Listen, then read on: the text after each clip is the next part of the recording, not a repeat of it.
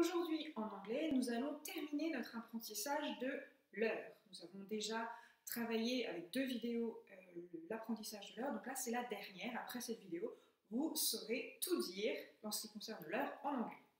Petite révision par rapport à ce que nous avons vu jusqu'à présent. Déjà, rappelez-moi s'il vous plaît, comment on dit « quelle heure est-il » en anglais? What time is it? Lorsqu'il s'agit de l'heure pile, par exemple, il est 3 heures pile. Quel est le mot que je vais utiliser pour indiquer que l'aiguille est parfaitement sur le 12?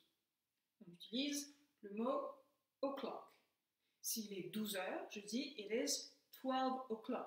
Et je peux même utiliser un autre mot si jamais ce 12 heures-là tombe à midi. It is noon. À minuit, il est minuit. It is midnight. La préposition que j'utilise pour dire que 5 minutes sont passées, 10 minutes sont passées, 20 minutes sont passées, c'est la préposition past. Pour dire un quart d'heure passé 2 heures, par exemple, un quart d'heure passé, on dit a quarter past. Une demi-heure passée, half past. Aujourd'hui, nous allons utiliser une dernière préposition, cette fois-ci non plus passer, mais pour aller vers. Parce qu'en français comme en anglais, lorsque la grande aiguille est du côté du 7, 8, 9, 10, 11, etc., dans l'autre partie du cadran, on réfléchit en termes de minutes. Combien de minutes me manque-t-il avant d'arriver à l'heure suivante? S'il est 7h moins 20, c'est-à-dire qu'il n'est pas encore 7h, mais dans 20 minutes, il sera 7h. Il manque 20 minutes pour arriver à 7 heures. Même principe en anglais. Alors en anglais, on commence par les minutes et on va dire 20 minutes pour aller à 7. 20 vers 7. Alors quelle est cette préposition qu'on utilise pour dire vers? On utilise la préposition to. T-O, to. Vous avez peut-être déjà entendu les Anglais 2 utiliser cette préposition pour aller vers l'école, à l'école, to school. Donner quelque chose à quelqu'un, to you, à toi, to you, to someone, à quelqu'un. Vous avez peut-être déjà entendu des autres élèves utiliser cette expression. To, ça veut toujours donner un mouvement, une direction. Vers où allons-nous? Nous allons vers l'heure suivante. Petit rappel aussi, lorsque la grande aiguille est sur le 11, cela veut dire qu'il est moins 5 en français. Donc ce sera 5 to. Lorsque la grande aiguille est sur le 10, cela veut dire qu'il manque 10 minutes pour aller à l'heure suivante. Donc ce sera 10 to. Sautons pour l'instant le quart d'heure. Lorsque la grande aiguille est sur le 20, petit rappel, lorsque la grande aiguille est sur le 11, cela veut dire qu'il manque 5 minutes avant d'arriver à l'heure d'après. Donc ce sera 5 to. Lorsque la grande aiguille est sur le 10, cela veut dire qu'il manque 10 minutes. Donc, ce sera 10 to. Lorsque la grande aiguille est sur le 9, il manque un quart d'heure. Un quart, on l'a appris, c'est a quarter. Donc, un quart pour aller vers a quarter to.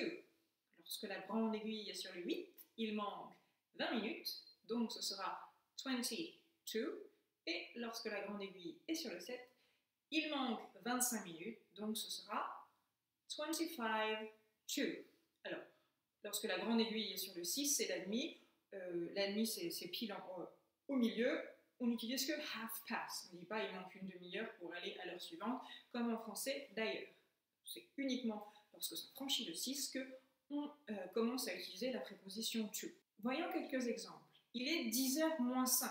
Dans 5 minutes, il sera 10h. Il manque 5 pour aller à 10. Alors, rappel, on commence par les minutes. Donc ce sera, il est 5 vers 10. It is 5 to 10. It is 5 to 10. Il est 4 heures moins 10. Dans 10 minutes, il sera 4 heures. Il est 10 vers 4. It is 10 to 4. Il est 7 heures moins 20. 7 heures moins 20. It is 20. 20 pour aller vers 2, 7 heures, 7. It is 20 to 7. Il est 12h moins 25. 25 pour aller à 12. It is 25 to 12.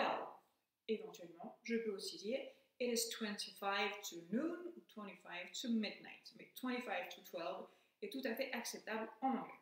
Enfin, il est 2h moins le quart. Il est un quart d'heure pour aller vers.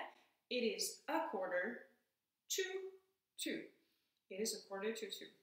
Maintenant, vous allez avoir quelques exemples qui vont apparaître à l'écran. Ensuite, eh bien, vous collerez bien la leçon dans votre cahier d'anglais et vous ferez vos exercices. Les exercices à la fin de cette vidéo et dans votre cahier ne concernent que la leçon d'aujourd'hui, donc que l'utilisation de la préposition to, mais après cette leçon, eh bien, on s'entraînera avec tous les différents types d'heures puisque maintenant vous connaissez tout. Bon courage!